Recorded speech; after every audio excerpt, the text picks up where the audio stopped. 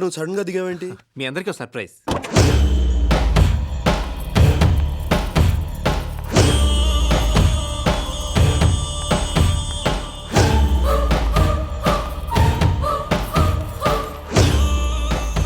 పూజ మా అమ్మగారు.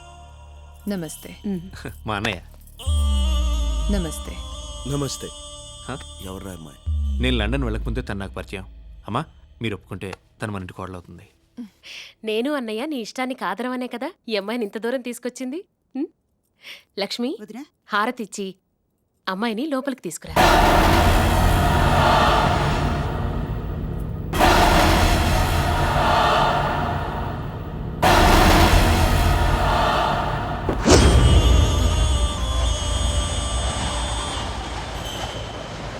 లోపలికి రా.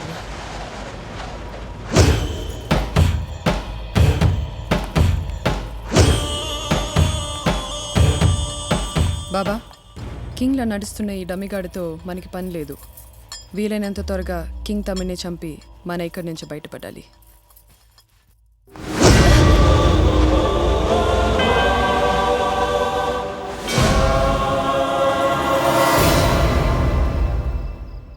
అయితే నన్ను ఏం చేయమంటారే? ఆయన ఇక్కడ కదలేని పరిస్థితిలో ఉన్నారు. ఇంకోటి చూసుకోండి, పెట్టేయండి. అరే సాయి కిషోర్, ఏంటి ఓసారి ఆ గోపిమోహన్ గారి దగ్గరికి పోనీ. అస్తమానం అడుపోని ఇడిపోని అంటారు. నేను ఆటో డ్రైవర్లా కనపడుతున్నానా? అయినా వాడితో పనండి మీకు. ఆ జ్ఞానేశ్వర్ గారిని వాడి గ్యాంగ్ ని గంగలో కలిపేసి ఐడియా వచ్చిందిరా. కాళ్ళు చేతులు పోయినా మీకు బుద్ధి రాలేదు. కాళ్ళు చేతులు పోతే ఏంట్రా, పగ తీర్చుకోవడానికి నోరు మిగిలింది కదా. ఏ అది కూడా పోగొట్టుకుందామనే? నేను పోగొట్టుకుంటాను, వాళ్లే పోయేలా చేస్తాను. నువ్వే చూద్దు గాని పోనీ. కింగ్ నువ్వే మాయ చేసినట్టు అని ఏదో బిల్డప్ ఇచ్చా, మళ్ళీ ఎలా తిరిగి వచ్చాడు? అదే నాకు అర్థం కావట్లేదు కొన్నా. నీకు అర్థమయ్యేలా నేను చెప్తాను.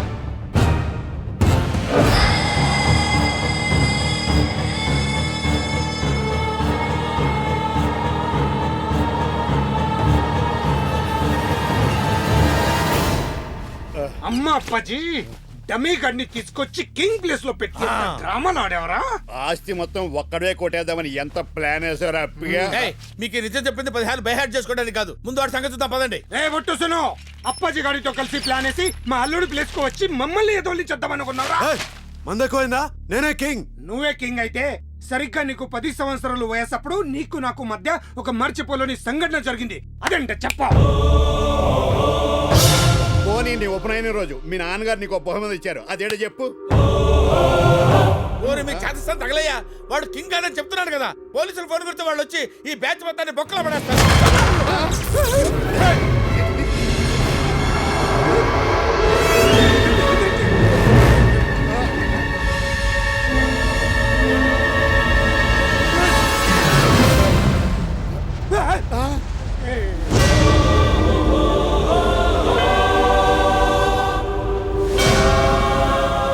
ఏంట్రల్లా చూస్తున్నావు?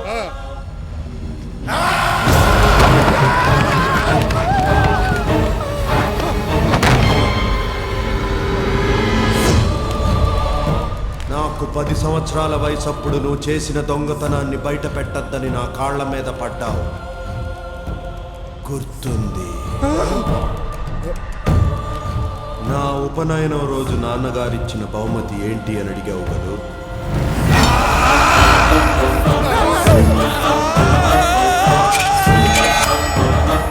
ఈ ఖడ్గం.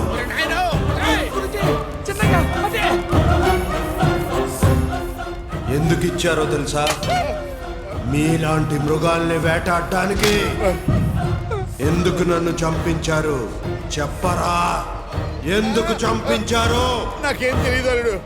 గోపిమోహన్ నువ్వేదో చేశాను కదా, ఏం చేసావు చెప్పు.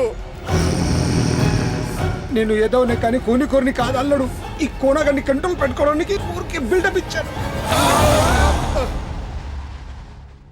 ఏం శరద్ బాబు డలుగున్నావు? రాత్రి నిద్రపట్టలే? ఏంటో బాగారు, రాత్రంతా ఎవరో గుండ్ల మీద కూర్చున్నట్టుంది. పొద్దున్న లేచేటప్పటికి తల పట్టేసింది. ఈ పాత కోటలలో అట్లానే ఉంటది, ఏం కాదు, అలవాటైపోతుంది. ఫికర్ జేక్. ఇదిగో మాయా, రండి టిఫిన్ చేద్దురు. వద్దు బాబు, మేము తర్వాత చేస్తాం. రమ్మని చెప్తున్నాగా. ఓ సారీ. ఈ రోజుతో కింగ్ తమ్ముడు ఫినిష్. టిఫిన్ చేయండి పెద్ద మాయా. ఇప్పుడు నేను తినుకుంటే ఏమి లేబ్బా, ఆ దాసుగాడు గేటు బయట కూర్చున్నాడు. లెక్క అయ్యకుంటే వాడు నన్ను తింటాడు. అవి అవి అవి అవి అక్కయ్య అడిగి 1 కోటి రూపాయలు తెచ్చిచ్చినావంటే వారి ముఖాన కొట్టి ఈ పొద్దుకు 1 నోరు పంపించా. ఏవి? గుడ్ మార్నింగ్ అన్నయ్య. మార్నింగ్ రా, కూర్చో.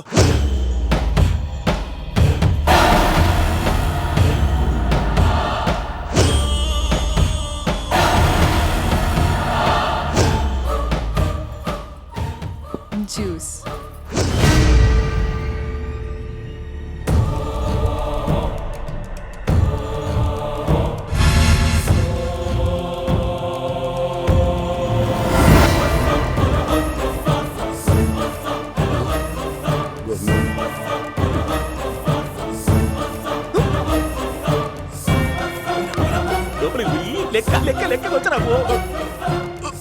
మెల్లిగా మెల్లిగా ఇది చూస్తావు తాగు. ఏమంటావు చూస్తాడావు?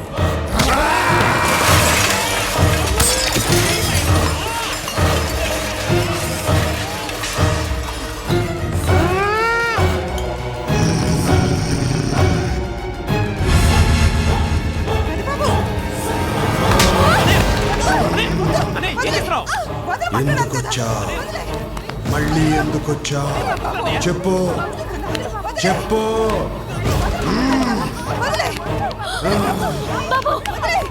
చెప్పు.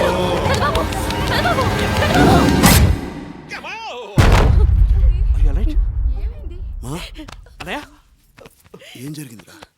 ఏమైందమ్మా? ఏం లేదు బాబు, కళా వైద్యంలో వాత పైత్య ప్రకోపాలకు అప్పుడప్పుడు మనిషిలా చెలించిపోతుంటాడు. దాని ప్రభావమే ఇది. డాక్టర్ గారు బాబుకి ఏమైంది? మీరేం భయపడక్కర్లేదమ్మా. బాబు కొంతసేపు రెస్ట్ తీసుకుంటే అంతా సరి అయిపోతుంది. బాబుని తీసుకెళ్ళండి. రా నాన్న. ఏమి జ్ఞానేశ్వరి సీనుగాడు నన్నేమో కుర్చీలోంచి కిందికి దుబ్బినాడు. ఇంత పెద్ద బల్ల దిడీమని పైకి లేపినాడు. మా అమ్మనేమో గొంతుకాయ విసికినాడు. ఈయనకేమైనా తిక్కలేసినాదా ఏమి? ఈ పని చేసింది వాడు కాదు. అయితే నువ్వే చేపించినావా? ఎవడు చేస్తున్నాడో ఎవడు చేయిస్తున్నాడో ఈ రోజు రాత్రికి నీకు చూపిస్తా. నీ సంగతి నాకు తెలిసేవయ్యా నాని. నీకు మందేకపోతే నిద్ర పట్టదు, అందుకని ఇలాంటి దయాలు కథలు చెప్పి మమ్మల్ని కంపెనీకి తిప్పుకుంటున్నావు. నాకు కూడా కట్టే అనిపిస్తాడు అదిరా. వెయిట్ అండ్ సీ, మీకేరకైతుంది. చూపించు. ఏదో బిల్టప్ అందించావు. ఏముంది అక్కడ నీ తలకాయ? చప్పుడు చేయకుండా చూడు, చీకట్లకించేస్తాడు.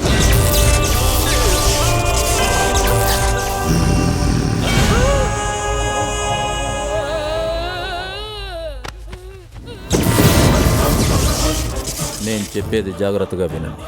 మీకు కనిపిస్తున్నది బొట్టు సీను కాదు, అతను ఆవహించిన కింగ్. ఇంగాడున్నాడు కింగు, సచిపోయినే. తనని చంపిన వాళ్ళ మీద కక్ష తీర్చుకోవటం కోసం ఈ ప్యాలెస్ లో తిరుగుతున్న కింగ్ ఆత్మ వాణి లెక్కనే ఉన్న బొట్టు సీన్గాన్లో జొర్రింది. మధ్యాహ్నం డైనింగ్ టేబుల్ దగ్గర మీ అందరి కాన్సంట్రేషన్ భోజనం మీద ఉంటే నేను మాత్రం సీనుగాడినే గమనించిన. అప్పుడే ఎంటర్ అయిన స్వప్నం చూసిన సీను కళ్ళలో ఒక విచిత్రమైన మార్పును నేను గమనించిన. నేను చూసినా వాడి కళ్ళు కోపంతో ఎర్రబడ్డం నేను చూసిన. తమ్ముడు చేసుకోబోయే పిల్ల మీద కింగ్ కింద కోపం? ఇంటర్ కాస్ట్ మ్యారేజ్ ఇష్టం లేకపోవడం వల్ల కావచ్చు, మరే ఇతర కారణమైన కావచ్చు. గదంతా ట్రీట్మెంట్లో సైడ్ ఎఫెక్ట్స్లో ఒక భాగమని ఆడున్నోళ్ళందరినీ నమ్మించిన. ఆ తర్వాత సిగ్మెంట్ ఫ్రైడ్ అనే అంగ్రేజోడు ఆత్మల మీద రాసిన కొన్ని బుక్స్ తాలూకా తెలుగు నకళ్లను రిఫర్ చేసిన తర్వాత నాకు క్లారిటీ వచ్చింది. నువ్వు చెప్పేది చంద్రముఖి సినిమా స్టోరీలా ఉంది. సినిమాలు కూడా నిజ జీవితం కెంచే ఇన్స్పైర్ అయి తీస్తుంటారు తల్లి. అగో పూర్తిగా కింగులా మారిపోయిన బొట్టు సీను. పాపం సీనుకి కింగ్ ఆత్మ తనని ఆవహిస్తుందన్న విషయం ఎంత మాత్రం తెలియదు. ఈ ప్రాబ్లంకి నా దగ్గర ట్రీట్మెంట్ ఉన్నది. షాకిని ఢాకిని పిశాచాదుల దుష్ట శక్తులను కనుచూపుతో కట్టడి చేసే అభయాంజనేయ స్వామి వారి పాదాల చెంత సహస్ర మండల దీక్షలు తపస్సంపన్నమైన రక్షాయంత్రి. ఇది బాబు శరీరం మీద ఉన్నంత వరకు ఏ దుష్ట శక్తి అతని దరిచేర. నిద్రలో కానీ మెలకువలో కానీ అన్ని వేళలా ఇది బాబు చేతికి ఉండడం శ్రేయస్కరం.